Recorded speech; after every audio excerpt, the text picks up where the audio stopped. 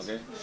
Quick update on the Oroville Reservoir situation on Wednesday, 22 February. The numbers are looking pretty good here. Despite the recent amount of rain, inflows are keeping up with, or outflows are keeping up with inflows. Right now, they had a little spike in the inflows exceeding outflows, but now it's going the other way. Water reservoir elevation is maintaining right around 852 feet, right where they want to keep it. But conditions still don't allow them to reduce the water on the main spillway and get in there yet with the heavy equipment and start cleaning out that debris. So they've just been continuing to armor up the emergency spillway while they're waiting for conditions to improve before they can get in there and remove the debris in the Thermalito diversion pool and get the Hyatt power plant going again. But another issue's come up because of an article in the Sacramento Bee. People are asking a lot about, what about the reservoirs above Oroville? What's going on there? Let's take a look on the Google map here. In the Feather River watershed, there's a series of reservoirs. They're primarily PG&E reservoirs. Reservoirs like Bucks Lake, Butte Valley, Mountain Meadows, and a handful of others. There's Lake Davis, and this big one, Lake Almanor, right here.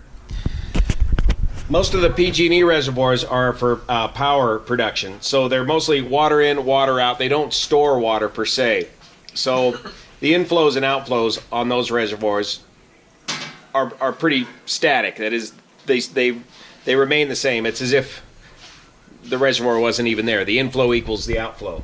Lake Almanor does store some water, and I talked to the folks at PG&E, Paul Marino, and he helped me to understand how Lake Almanor works. Here's the dam at Lake Almanor. There's two ways to get water out of Almanor Reservoir.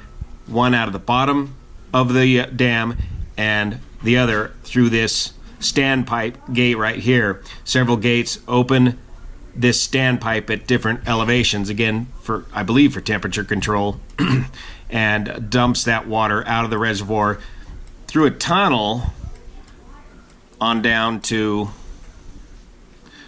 Butte Valley Reservoir over here.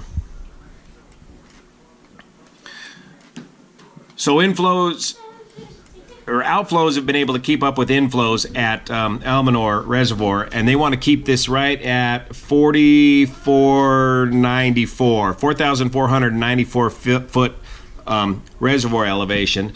The top of this spillway is 4,500 feet. Here's the dam. Here's the spillway.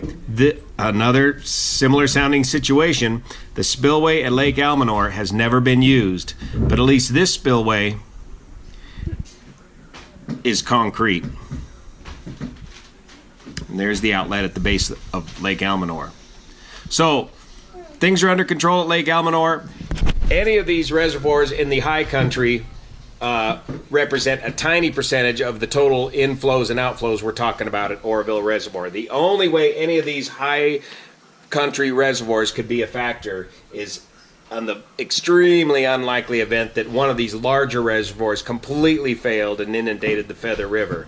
Then you might have a problem.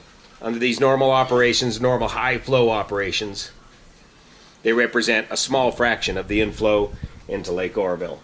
So that's what's going on today, the 22nd of February.